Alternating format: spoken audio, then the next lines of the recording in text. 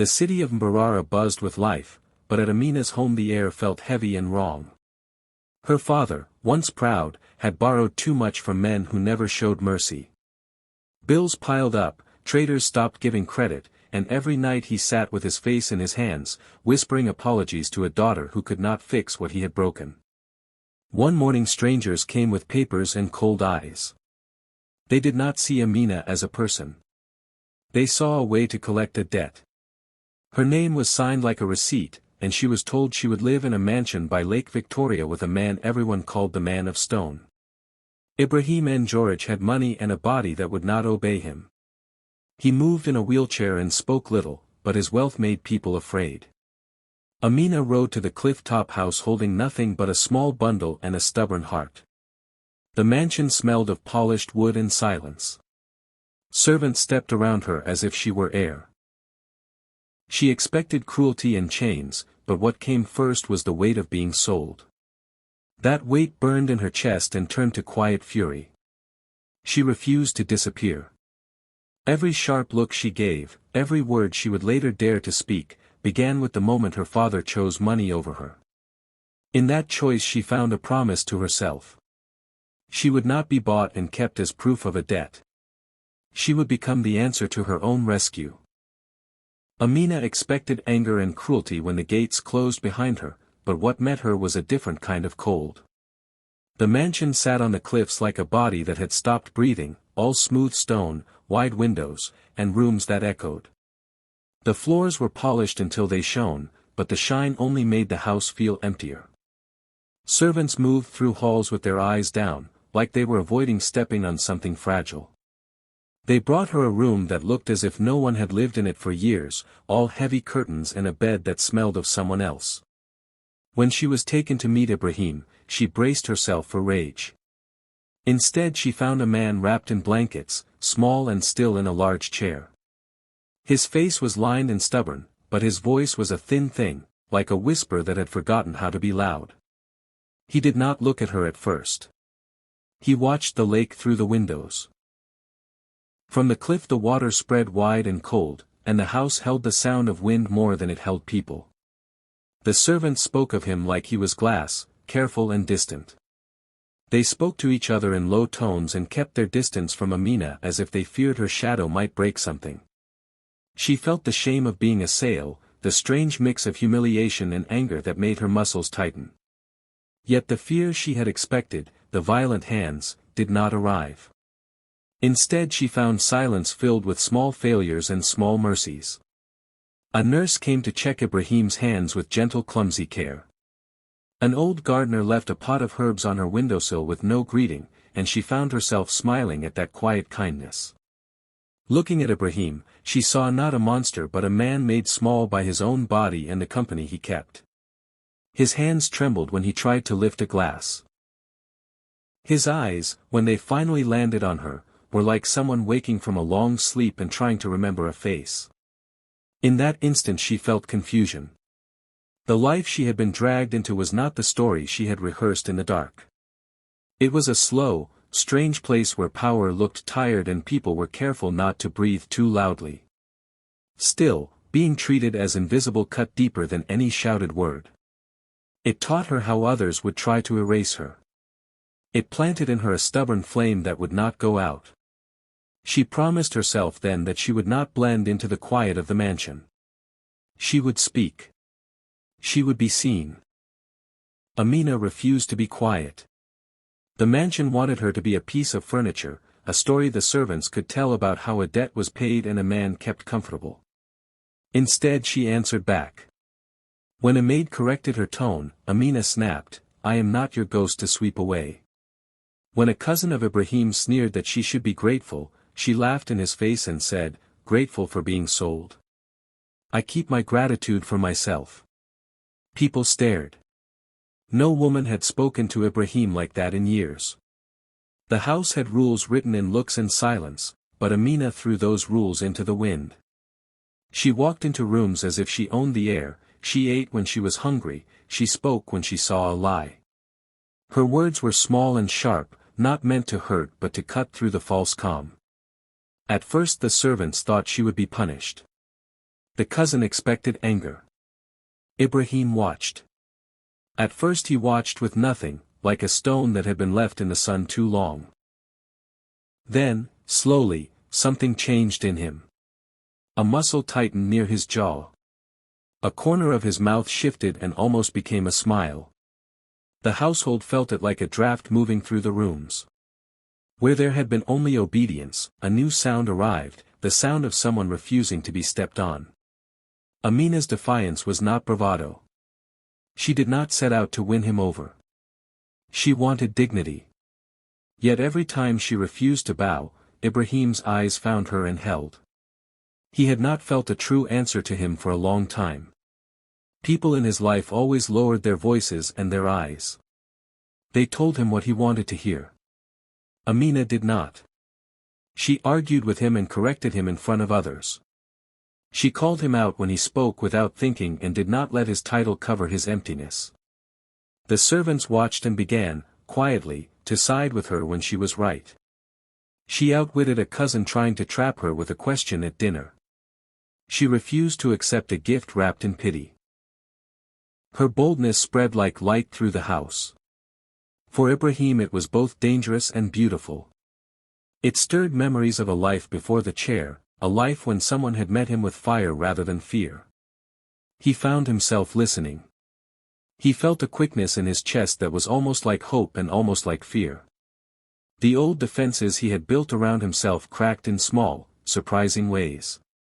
He made a joke once and then apologized with his eyes. He surprised himself by asking her opinion about a paper he thought no one would read. Amina, who had come as a purchase, became the first person in years to call him by his name rather than his power. That simple act unsettled everyone else and awakened him. The mansion that had been still began, slowly and quietly, to move. Amina began to notice the small things that people in the mansion missed or pretended not to see. At first it was only a look. When she laughed at something a servant said, she would catch Ibrahim's eyes at the edge of the room. He did not smile the way other men did. His face stayed careful, but his gaze lingered a little too long, as if he were learning what laughter sounded like again. Once, when a cousin told a cruel joke about her past, she watched Ibrahim clench his fist until the knuckles whitened. He did not speak. He did not move. But the tightness in his hand said more than any sentence. Another time she sat by the window reading quietly and found him watching the way her mouth formed words. When she read aloud a letter that made the house feel smaller with truth, his jaw softened as if the muscles had forgotten how to relax and were trying to remember. These moments were tiny. They could be missed by anyone who only looked at the mansion's power. But Amina, who had first felt only the shame of being bought, kept collecting them like coins in a pocket. She saw him flinch when a servant snapped at her. She saw his shoulders drop when no one applauded a story he told. She noticed how he stared at the lake for a long time after visits, as if the water might have answers. Each small thing changed the story in her head. The man of stone began to look like a man trapped inside his own body and his own history. Sometimes she wanted to refuse the feeling that grew in her chest. She had come to the house angry and full of plans to survive. She did not want softness to become another chain. Still, watching him try to follow a joke, watching the way his eyes warmed when she teased him back, made her guard slip. The servants started to talk differently around her. Where once they spoke in hushed tones and bowed their heads, now they watched to see what she would do. Some of them began to leave small things on her table or meet her eyes with a quick, careful kindness. The mansion itself seemed to change in tiny ways. It was no longer only a place of silence. It now held the small, uneven music of two people learning new steps. Amina found herself watching his hands more than his money. She watched for any movement that might mean he was trying to reach out. She watched his face for the instant a thought became feeling. Every time she thought she understood him, another small crack appeared. Those cracks let light in. They also let fear in. She feared that these signs could be tricks. She feared that feeling something for him would make her weak. Yet she could not deny that seeing the man beneath the title made her angry at the world that had sold her and at the laws that let a life be traded like a thing. It made her want to protect him in ways she did not plan. The more she watched, the less the house looked like a prison and more like a place where two damaged people might learn to hold parts of each other without breaking. The storm came fast and loud, shaking the windows and throwing rain like a curtain across the lake, and the mansion that had felt empty all week suddenly felt fragile. That night the power went out and candles threw nervous shadows on the walls. Amina had been walking through the hall when a scream cut the air. She followed the sound and found Ibrahim tipped to one side in his wheelchair, the wheel jammed against the marble floor and the motor sputtering in the dark. He was more frightened than she had ever seen him, not with words but with an animal fear that tightened his chest. The servants stood frozen, hands over their mouths, afraid to touch the problem they did not know how to fix. Amina did not wait for permission. She moved closer, voice steady so that it would not add to the panic. She calmed the servants with quick orders and knelt by Ibrahim. The rain beat on the roof like drums and the house felt smaller and more like a skin stretched thin. She could not lift him by herself, but she could stop him from falling further. She slid her arms under him, felt the weight of a man who had been heavy with distance and silence, and held him close to her chest as if holding a frightened child. In that small, wild moment, something inside Ibrahim answered. He had spent years folded into himself, muscles and used and hope packed away, but when Amina took the risk for him like a person and not a title, a long-dormant spark hit something inside his mind and body.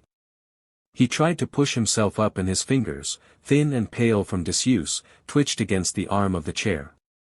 Amina talked to him softly, naming small things for him to do, asking him to move a finger then a hand, celebrating each tiny victory. At first it was only a tremor, a blink, a breath that came different. Then his hand, with Amina guiding and praising like a coach and a friend, moved a centimeter, then another. The sound that left his throat was not a full laugh but a breath that carried surprise.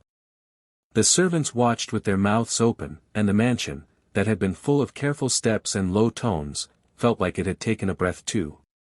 For Ibrahim the movement was like a return ticket nobody had dared buy for him.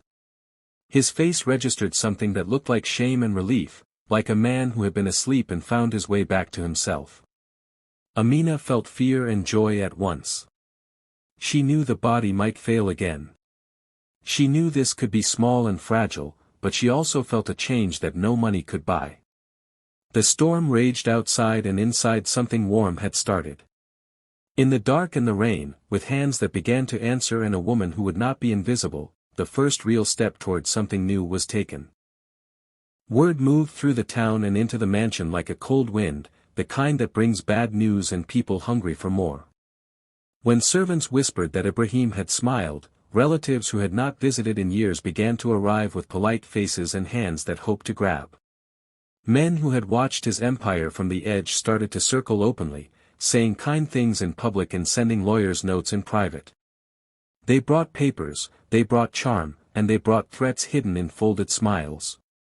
For the first time since she came to the house, Amina saw the world outside the gates clearly. She had been treated like something to be traded, but now those who thought she was weak found that they had misread her. The room where the family met filled with maps and numbers and small, clever traps. They planned meetings meant to force his signature, they whispered rumors to bankers, and they tried to name a guardian who would take control of everything. They expected to find a broken man and a quiet woman who would not speak. Instead they found Amina standing between them and the chair. She had learned the lines people used to hide greed. She had learned the speed at which men began to move when a word was said. When a cousin tried to bring up an old debt in a public meeting, she answered him with a clear question that showed the paper had no legal weight. When a lawyer slipped a note meant to confuse, she held it up and asked for a plain answer, and the lawyer could not give one. She spoke simply and loudly, the way a person does when telling the truth. People in the room shifted like sand. Some tried to laugh her off. Others felt the sting of being caught. Amina did not just defend Ibrahim with words. She used small, fierce logic and she used timing. She stood in front of a bank manager and told a story that made the manager see his own risk. She met rivals in public and asked direct questions that revealed their plans. Each time she exposed something, the crowd moved toward her like a tide. The servants who had once bent their heads began to look up, and some of them smiled with pride. Ibrahim watched, and something like fire reached his eyes. He had been shown loyalty and cleverness when he had expected only fear. The schemers found their plans unraveling because they had not counted on the person they thought was powerless. They left with less than they hoped and with a new fear of the woman who had no title but sharp hands and a sharper mind. After the meetings the house felt different.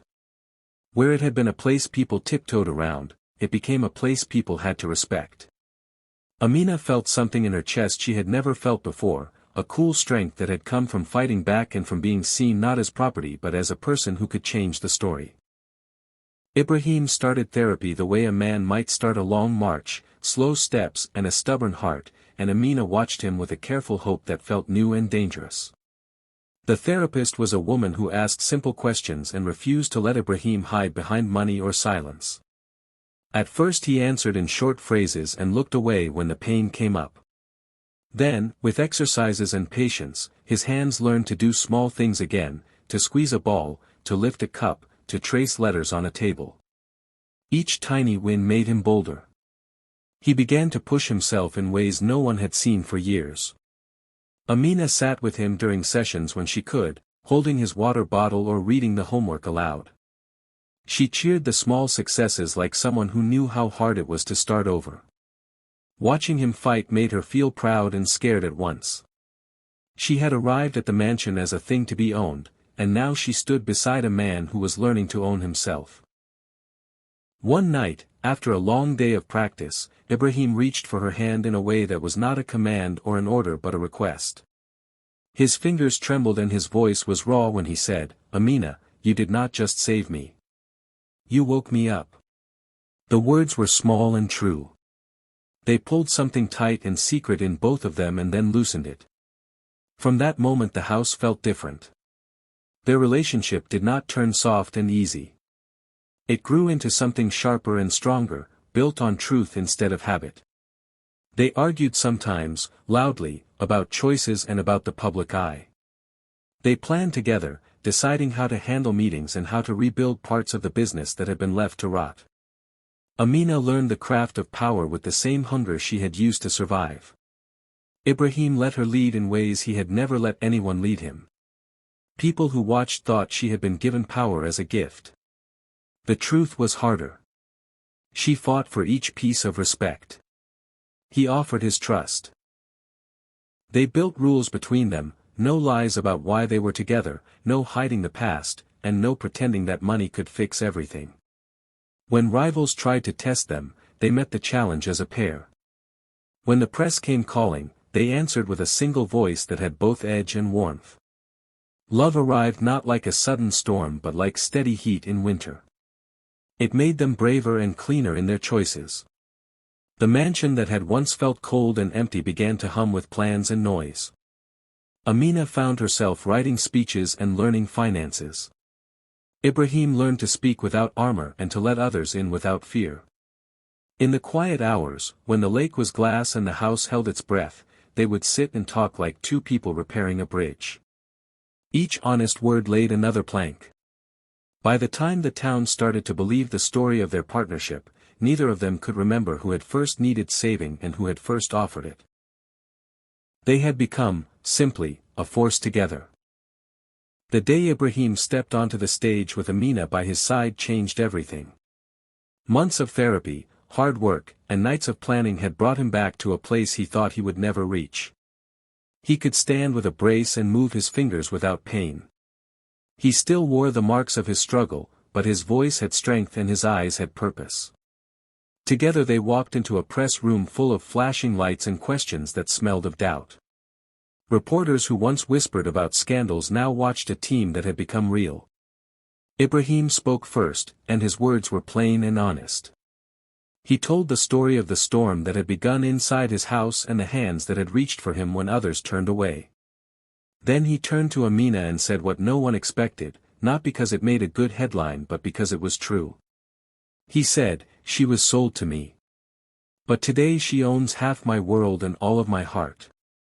The room fell quiet in a way that felt like respect. It was not just a love line.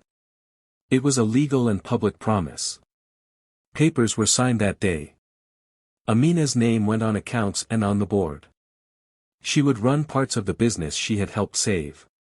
People who had laughed at her now had to read her decisions and follow them. The change did not make everything easy. Critics kept talking and enemies kept watching. But Amina had a new power that came from skill and from the way she carried herself. She used it to rebuild factories, to rehire workers, and to bring honesty to deals. Ibrahim, who had once been called the man of stone, learned to bend when the world needed bending and to stand firm when it did not. Together they shaped a reputation that mixed strength with care. The town that had once sold a daughter now watched a woman become a leader. In the end, the story was not about who owned whom. It was about two people who rebuilt a life and a business with courage, truth, and the choice to stand for each other.